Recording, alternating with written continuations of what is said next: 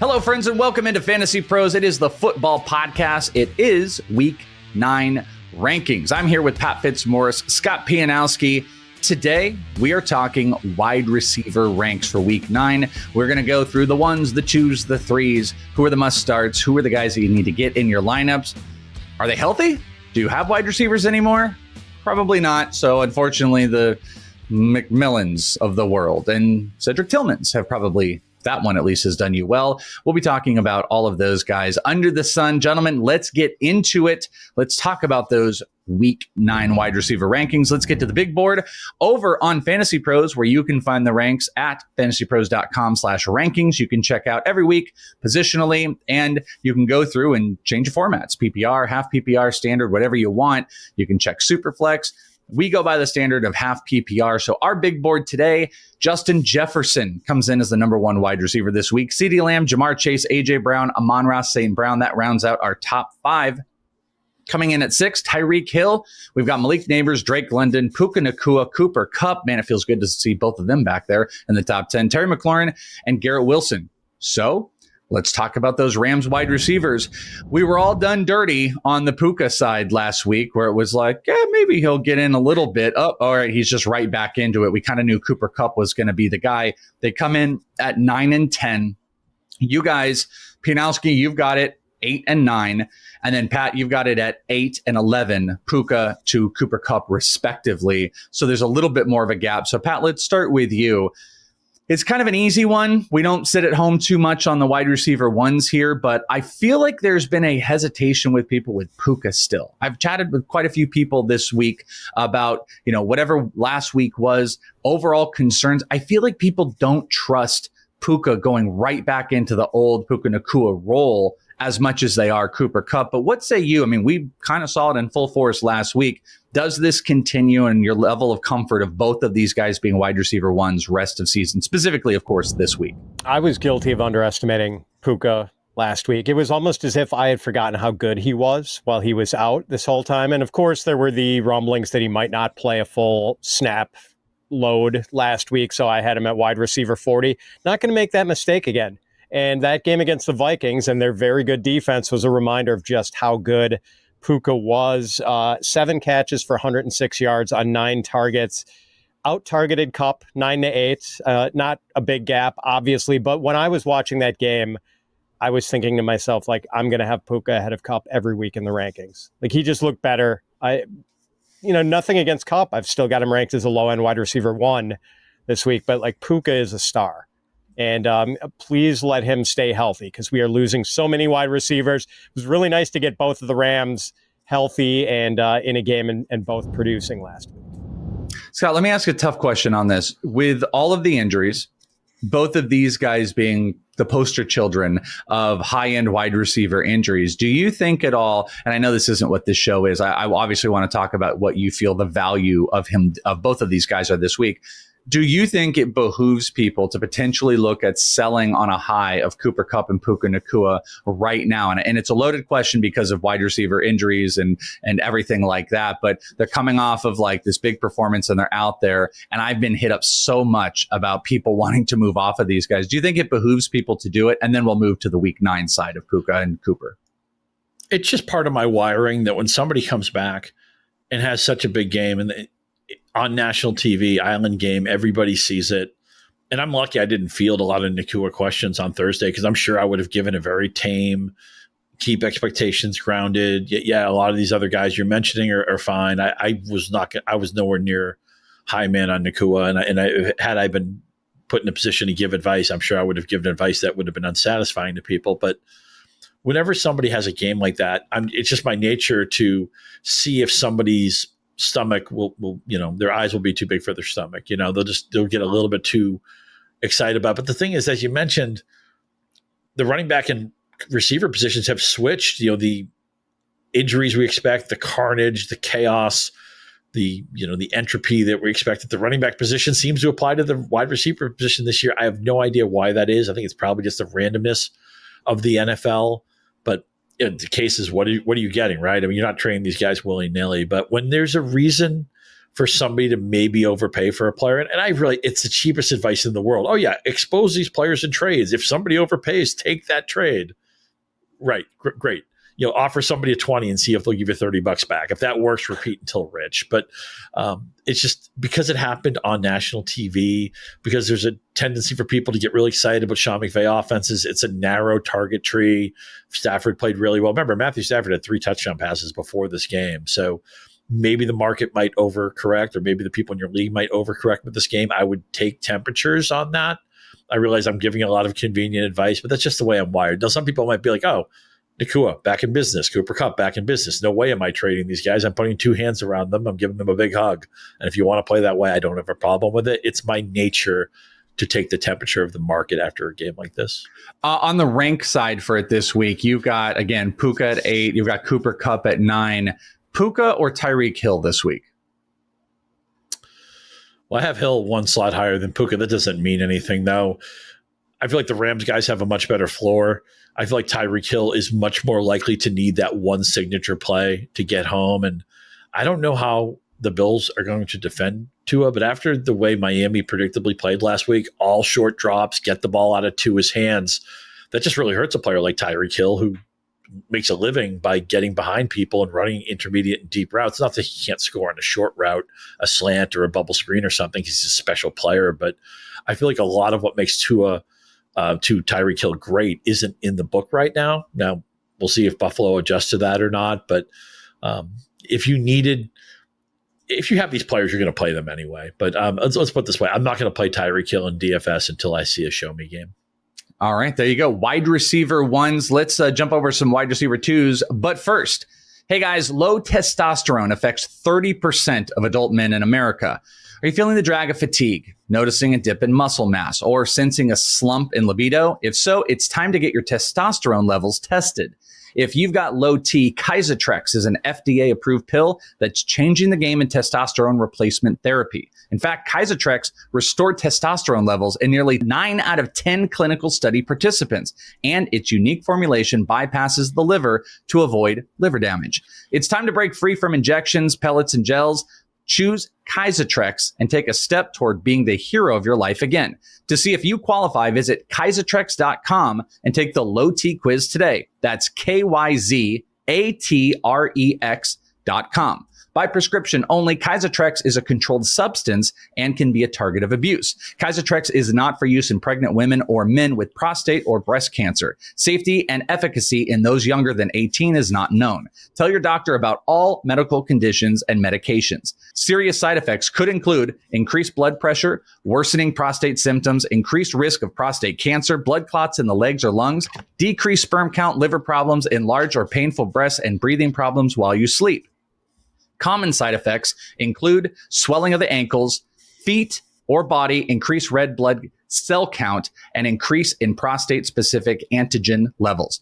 PSA is a test used to detect prostate cancer. Report these symptoms to your doctor. Call your doctor to learn more about Kyzatrex. For questions or more information, visit Kyzatrex.com or call 1-833-949-5040. Wide receivers 13 through 24, a.k.a. wide receiver 2s. Devontae Smith comes in at 13. We've got Jaden Reed, Devontae Adams, DJ Moore, Marvin Harrison at 17. Zay Flowers, Amari Cooper, Tank Dell. It's the only guy standing in Houston at 20. Jalen Waddle, Khalil Shakir, Josh Downs, and Darnell Mooney. Gentlemen, Josh Downs is back. And it's at, unfortunately, the expense of Anthony Richardson. The news earlier in the week that Joe Flacco will be taking over as the quarterback for the foreseeable future. And sadly for us in fantasy, that is a huge boost to the other pieces, the wide receivers there, specifically Josh Downs. Josh Downs, if Anthony Richardson was starting, might have been in the 40s for all of us. We probably would not be talking about him this week. But we know he is going to be back in as one of the safety net throws, pass catchers for Joe Flacco. ECR 13. Fitz, you've got him at 31. I'll be curious to see where and if you're thinking about bumping or if this is the Joe Flacco spot. But Scott Pianowski, you said let's go all in 18 on Josh Downs this week with Joe Flacco. So Scott, hit it. Yeah, and I'm going to move that up. Josh Downs is always open. Joe Flacco, we've seen this story before, right? Joe Flacco, Cleveland Browns, quarterback doesn't know what he's doing out there. Maybe there's physical problems, and then Flacco comes in, saves the day. He did not play perfect football in Cleveland. There were mistakes, there were sacks, there were interceptions. They predictably got swamped in the playoffs, but it just gave the offense a chance. And I know Minnesota is a little bit of a nervous matchup because we think Brian Flores, we think pressure, but Joe Flacco has seen every blitz imaginable, and you can actually throw the ball on Minnesota. I mean, they will make some havoc plays, but they will also allow some chunk plays. I don't know what they're going to open the market of the over-under on Downs. I'm thinking probably something in the 50s or 60s. I'm going to punch an over ticket. He's going to score a long touchdown in this game, and I'm here for the Joe Flacco reveal. And I don't feel bad for Richardson, man. I mean, you can't ask out of a game. He's lost the locker room. There were players on his team that were criticizing him, which is kind of rare in the NFL. They're usually a very unified, we're all in the same bunker together. We're all on the same side of this. We'll defend our guys. We won't say anything in the media. The Colts players, I think, wanted Anthony Richardson to get benched. I think he earned his benching. I realize that eventually the Colts have to go back and figure out what they have with their player of the future. He played so little at Florida. He's only made a handful of starts in the NFL, but this is a move they had to make. And the game's flexed to Sunday night. So I'm excited. I know the Colts have some difficult matchups coming up. This is not the easiest matchup, but if you have Josh Downs, you're starting him this week. End of story. I think one of the things you're also referring to is Micah Parsons on his podcast told Richardson, you need to lie. And what that is in reference to is Anthony Richardson on a play took himself out of the game. And he admitted he was just tired. And then, as it was said, the next play, that play that he was taken out and Flacco came in, it was a handoff. So he was so tired he couldn't hand up. That didn't go over well. And Micah Parsons on his podcast ripped into Richardson being like, you have got to lie. You have to lie in those scenarios and not go publicly with you were just like tired. So there's been a lot of negative stuff. The dynasty value from Anthony Richardson, that's a whole nother ball game that Mr. Pat Fitzmaurice will be covering in the coming weeks. So make sure you're locked into all his content. We got some great chats, fantasypros.com/chat in our Discord, where Pat will jump in and do some dynasty talks. And I think one will be coming up here soon. So if you guys want more dynasty content, we always do have you covered. Go and check out and sign up on our Discord. But Pat, besides that, let's talk about Josh Downs. You are lower on Josh Downs by a lot than Scott Pianowski, and also on ECR. So why do you have him in the 30s, and do you think he needs to move? Let me just ask Scott. Scott, where do you Pittman rank this week? I think high 20s, low 30s, something like that. All right, so Downs significantly ahead of Pittman. Yes. Right. Is this going to be a flip situation? Are you flipped on these two wide receivers? Yeah, I mean, I'm just, for me, they're sort of close to being rankings twins. I've got them pretty close. Like, maybe Downs is separating himself as the go-to guy, the possession receiver for the Colts, but I'm not quite convinced it's going to be that way yet. Maybe, if we get another game or two of that, I will be convinced. But regardless, I mean, even if you did not get a Josh Downs Dakota ring at the bottom of your cereal box, I can tell you what it says. Start Josh Downs. If Joe Flacco is playing quarterback, don't start him. If Anthony Richardson is playing a quarterback, I started with Downs in like the 50s. In my rankings this week when I thought it was going to be Richardson. Like, even though we had the big game last week, it was on a one big play, basically. So, yeah, I mean, I'm starting him, whether I keep him here or move him up a few spots, which I'll probably do. Downs as a start this week, no question. Where did you have Pittman? Did you say did you have Pittman higher? Yeah. I know you said you had him close, but do you have him higher than Downs? I actually do a Pittman one spot higher, 30 and 31. Okay, I just wanted to make sure where we were at on that. So maybe some dissenting thought on it, but I think it's going to be really hard to not get Downs in your lineups this week, whether it's wide receiver 3, wide receiver 2. You can kind of see the upside in Joe Flacco, just kind of brings that back out. Let's talk about Amari Cooper. Amari Cooper breaks the top 20 this week. We did see the touchdown in his first appearance with the Bills. Not so much in this past week. Scott's got him at 25. Fitz, you got him at 21. You guys are both lower than consensus on Amari Cooper. So, Scott, let's jump to you. You have him outside of wide receiver 2. Keon Coleman has taken an uptick. Khalil Shakir kind of does what he does. We just saw, obviously, the targets go way up this week.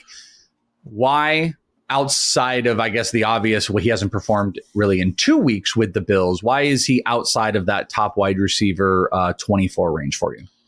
Yeah, it's a splintered offense, right? I mean, Cooper miraculously had a really productive game in the first Buffalo game, even though he didn't play a lot of snaps, run a lot of routes. So that was kind of a miracle. He steps way back in the Seattle game. I think Coleman's been really impressive the last 2 weeks. Dalton Kincaid is always going to have some kind of role in this offense. Shakir, they're all kind of low return targets, but he catches just about everything in his grasp.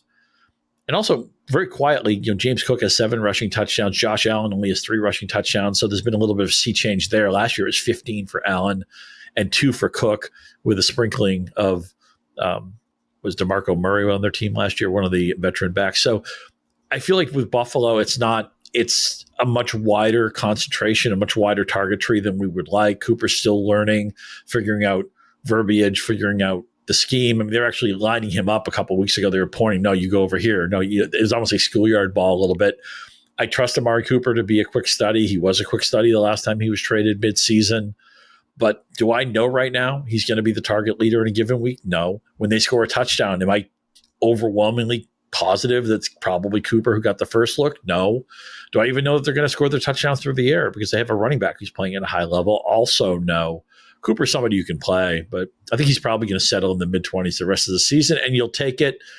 I say you'll take it because he got off the sinking ship that was Cleveland. Now that they have Jameis Winston in tow, maybe Cooper would have been better off if he stayed put all along, because he would be the guy who would be the featured receiver in that offense. I like Amari Cooper. I just don't think there's a high upside here given how many options Buffalo has in their offense and the fact that they're not going to – nobody earns 10 targets off the bus on this team. They're going to go to where the defense allows them to go. Pat, an interesting thing that's been floating around in my brain is I felt like the Bills went from like it's just a cast of like whatevers to almost feeling like the Packers a little bit, and that they've got like 3 or 4 pass catchers that it's like they all hurt each other enough to not be elite, but they're all like in that pseudo startable range because, Keon Coleman wasn't really getting going. Shakir would get a little bit of volume, but now Amari Cooper comes in. Amari Cooper kind of like, I don't know if he's the Dontavian Wicks of this offense, and Shakir is the Romeo Dobbs, and then Keon Coleman is the big play Jaden Reed, or you flip these around, but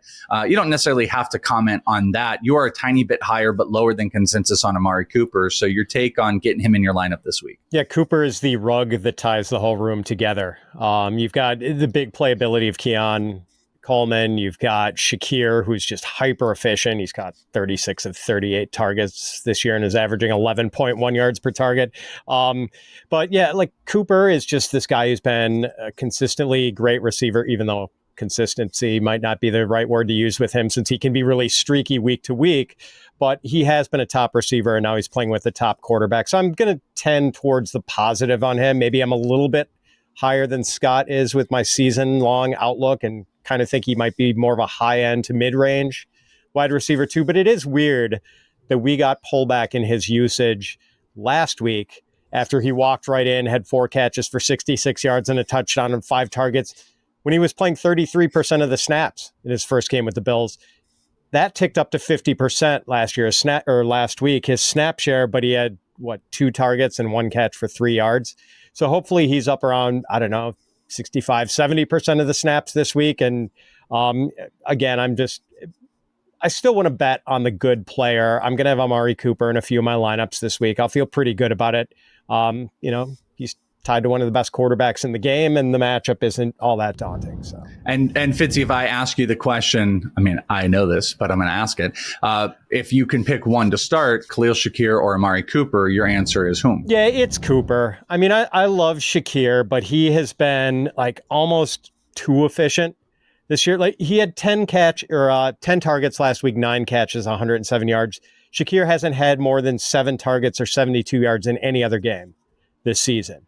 But he's been living on this hyper efficiency. I just don't know if we can bet on a 94.7% catch rate the rest of the season. And I don't know. I would rather bet on Amari Cooper than Khalil Shakir, even though I love Shakir. Think he's very talented. I have him on a bunch of my dynasty teams, but I'm betting Cooper here. And for the fantasy, Shakir was averaging 5 targets a game before last week. We can't forget that. Yeah. And I was going to say, for the theater of fantasy and me knowing here, Scott, Khalil Shakir or Amari Cooper for you this week, and you can only start one. It has to be Cooper. Oh, it has to be Cooper. I thought you were going to say Shakir. I just feel like there's an upside. There's a ceiling to Cooper that even I know Shakir is coming off his best game of the year, but I think they can easily go back to 3 to 5 targets, and I just feel like there's more touchdown equity with Cooper. There you go. The Bills wide receivers actually creating questions amongst all of them. And guess what? Keon Coleman will be the most valuable this week. So lock that in. Totally in play. Totally in play. Lock that in. Nobody plays for the Texans anymore because they're all hurt and they're cursed, except for Tank Dell. But his volume and production and fantasy points, those have kind of been cursed.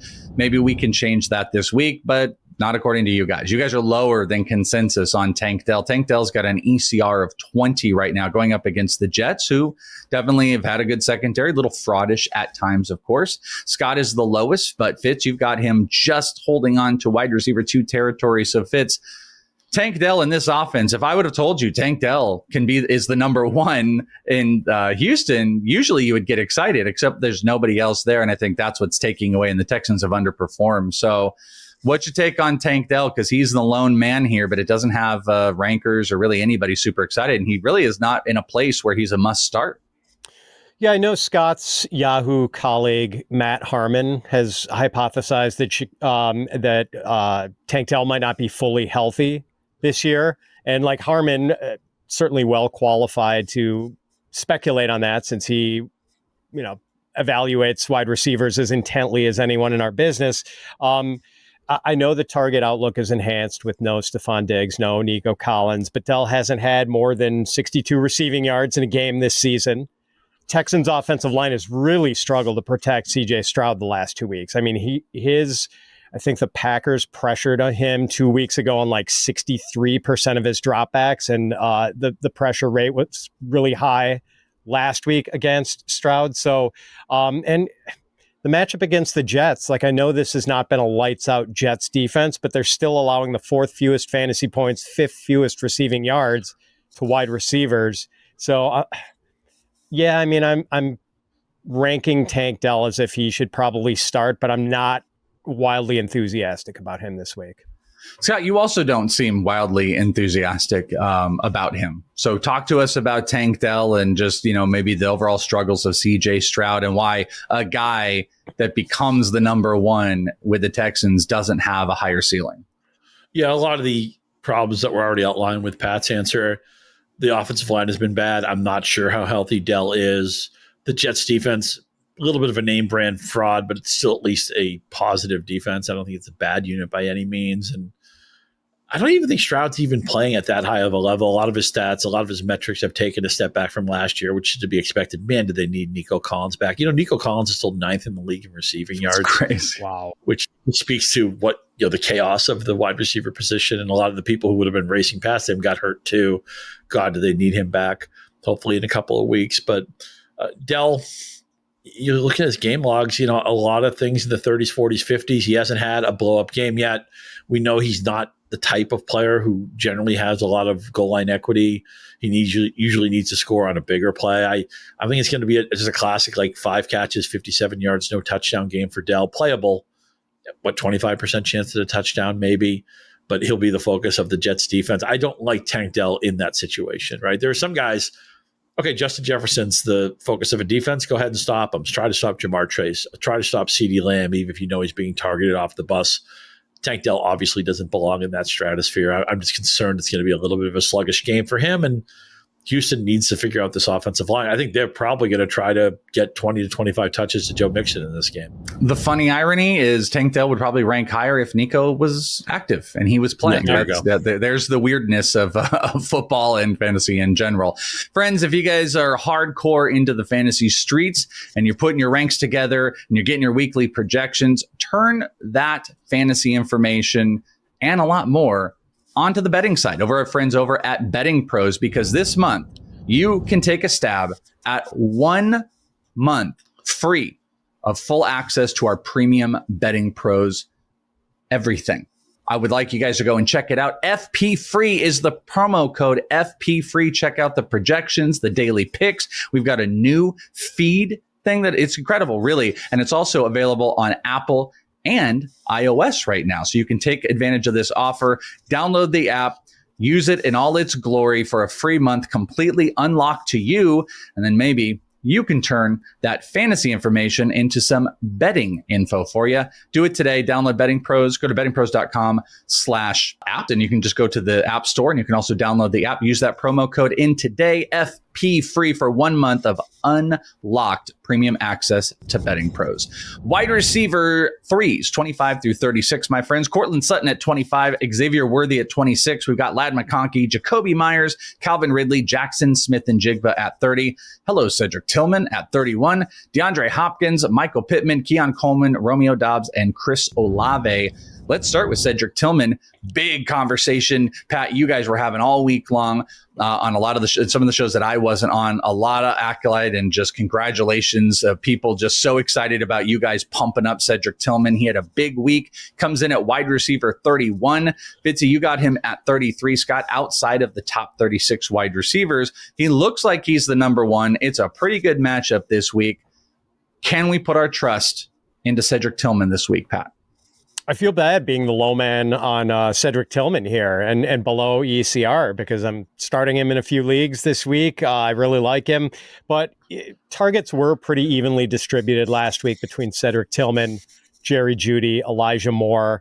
And the matchup with the Chargers isn't great. The Chargers have allowed the third fewest fantasy points and third fewest receiving yards to wide receivers. Somehow Jim Harbaugh manages to turn every game with the Chargers into an absolute rock fight.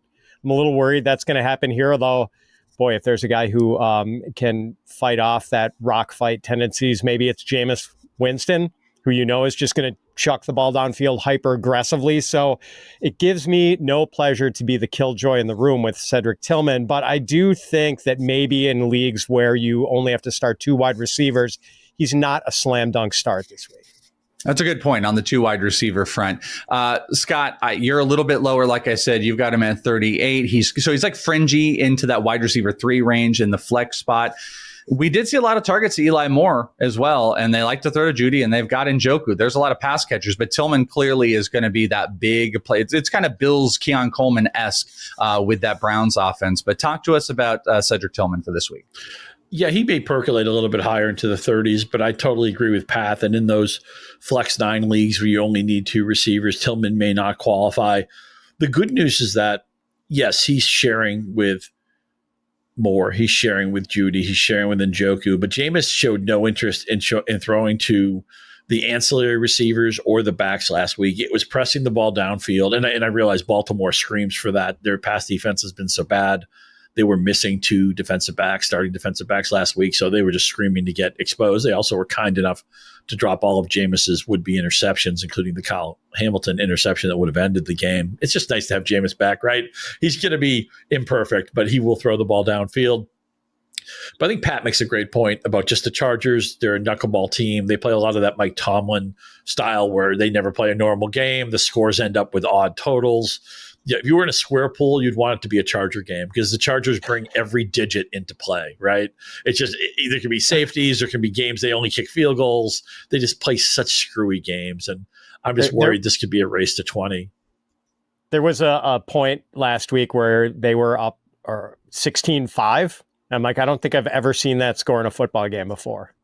That's the Chargers. They are a walking scoregami team. So, and a team that wants to play bully ball. They want to be physical. They want to, it's a manhood test and all that stuff. It's such a Jim Harbaugh type of team. So I think that's going to spill over to Cleveland somewhat, where last week they knew they had to outscore Baltimore. They weren't going to hold the Ravens down. They needed to probably get the 30 points to win. It was a wildly entertaining game, and just to cleanse our palate from the Deshaun Watson experience, which was not satisfying for anybody. So I like Tillman.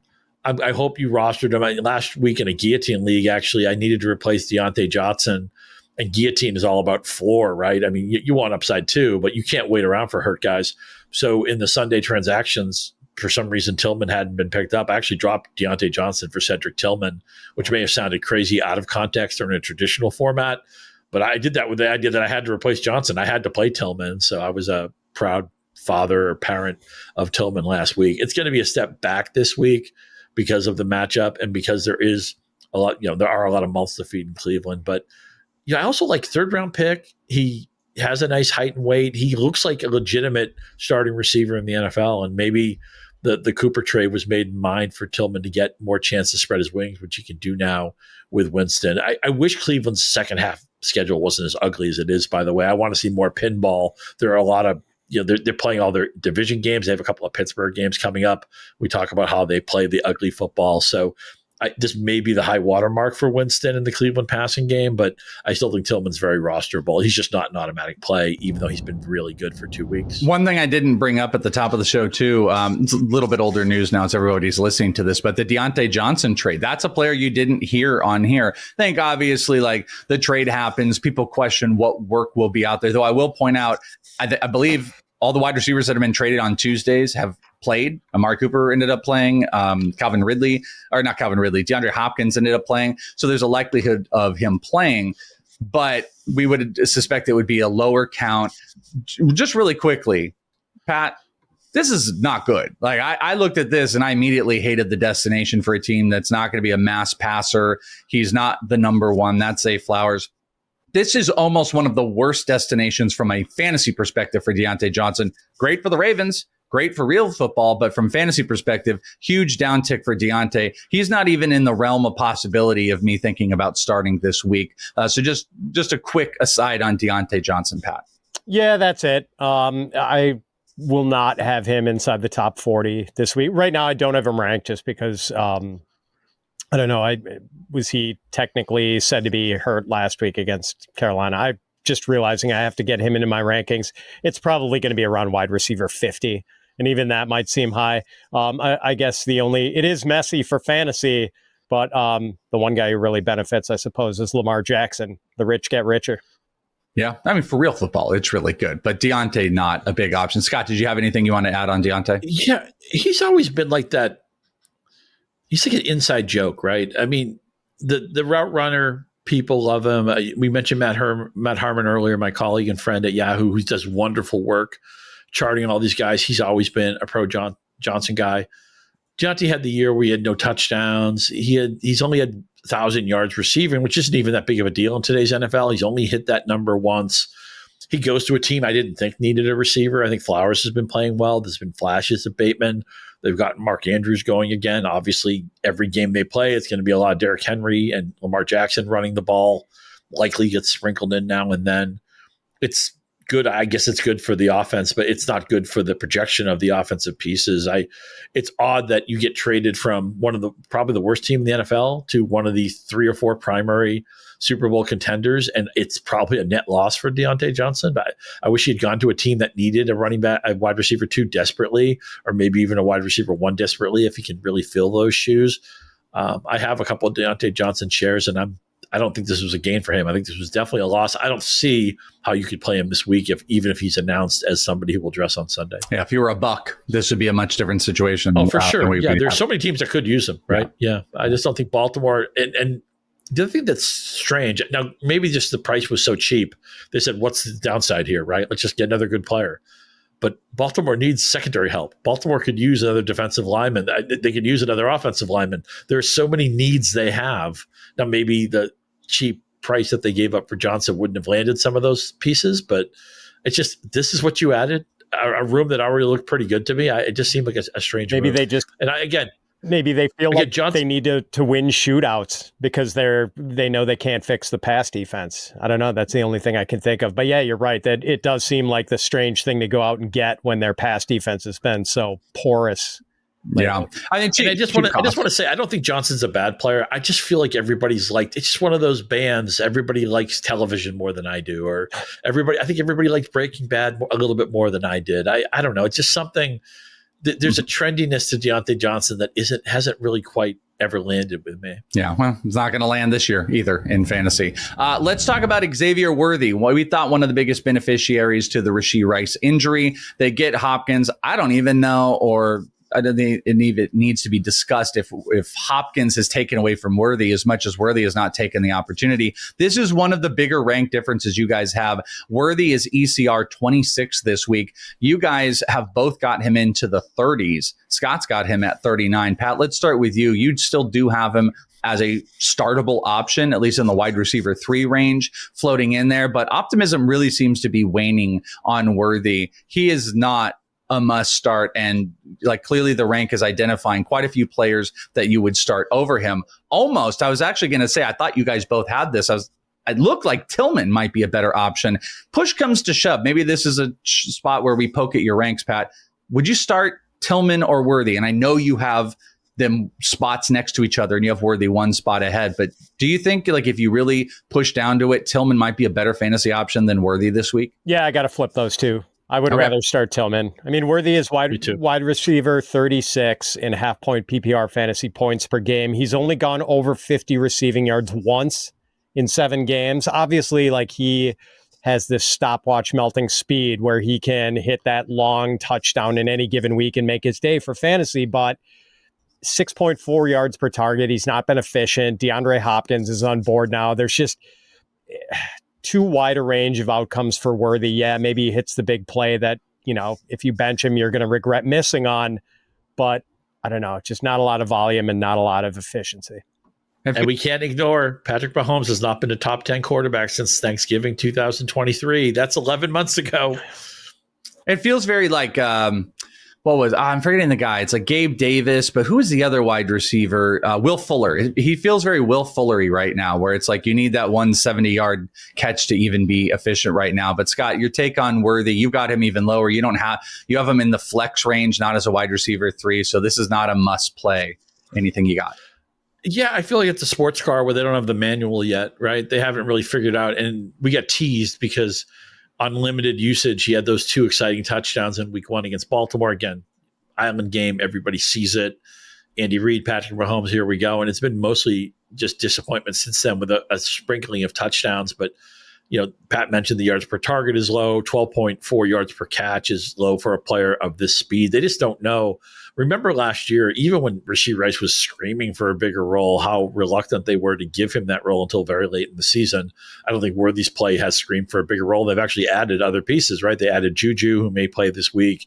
They added Hopkins. They all do different things. I get that, but Worthy is not at all a proactive pick for me in week 9. Let's do 2 quick hitters here to finish off the show at wide receiver. Calvin Ridley, wide receiver 29. Fitz, you got him at 27. Scott, you got him at 33. Scott, give us a quick take on Calvin Ridley this week. Yeah, it's the unanswerable SAT question, right? 9 yards, 5 yards, 0 yards, 42 yards, and then 143 yards against Detroit, where he went over 100 in the first quarter and, nudged Flipper Anderson out of his sleep. And then he said, don't worry, Flipper, your 336 is never going to get broken. And certainly not by Calvin Ridley. I hope it's Mason Rudolph. I think that gives him a better chance, Ridley, it does, to do something. New England's defense is actually decent, sometimes submerged by its offense. You could play Ridley as a wide receiver 3, but he's the type of player that can have a strong game, and I have no confidence it will carry over to the following week. And I think the Patriots defense is probably a little bit better than people realize. Fitz, a quick take on Calvin Ridley. Maybe I'm extremely gullible, but I'm in. We saw Mason Rudolph hyper target him last week, 15 targets, 10 catches. I'm certainly not expecting 143 yards from Calvin Ridley every week, but I'm optimistic that with DeAndre Hopkins out of the picture, Rudolph is going to continue to lean heavily on Ridley. With the biggest difference between you two to end the show, this is our price check of wide receivers. Chris Olave. Where was Chris Olave? I forgot to look at the ECR. Was Chris Olave not in the top 36 here? That's crazy. Maybe. No, 36. ECR is 29, I see. Oh, okay. Well, actually, yeah, before I did this, it was actually at 36. That's even not what I care about here because, Scott, you've got him at 35. You have him relative to the ECR I'm seeing at half PPR. But Fitzy, wide receiver, 12. So hit us with the Chris Olave. Well, Scott is totally out on all things New Orleans. I'm just over here past the jambalaya, past the oyster po' boy. I love the player. Derek Carr is expected back, and you would have to imagine that Olave is going to get ample targets with no more Rashid Shaheed and, going against a really bad Carolina defense. So there are enough green lights here for me that I am ready to gun the engines on Olave. And Scott, same thing on Olave. Yeah, I'll just say I have bumped him up into that wide receiver 2/3 range. It's been so long since Carr played well that I can't be completely in Olave, but I think it does really help him a lot that Shaheed was cannibalizing Olave so much early in the season and winning with a lot of the routes that we would think would be routes Olave would win with. So, you probably need to be, with my fresh ranking of Olave, you'll probably need to be really strong at the receiver position where you don't play him, especially with Carolina just giving it away on the other side. This might shock you. I never had jambalaya in my life. Really? 4 years old. Yeah, I've never had jambalaya. So Wow. shoot me. Gotta Like, I know that. we're going to have hate. We're going to have a bunch of hate. Yeah, well, you and I in Vegas, maybe, I don't know if Vegas has any jambalaya, probably not the place to get it, but that's where we'll be in a couple months, but we'll try to fix that. But Have you seen The Big Easy with Dennis Quaid? I don't remember it. So let's say no. Movie. Yeah. Good movie. Yeah, movie podcast we have in between episodes and everything like that. All right, that's going to do it for the wide receiver ranks. You guys can find more ranks at fantasypros.com/rankings to check it out as the movement goes on throughout the week, because some of the Fantasy Pros guys, we've been killing it. Pat, top 25? Let's do a little bit more. Check it out, fantasypros.com/rankings.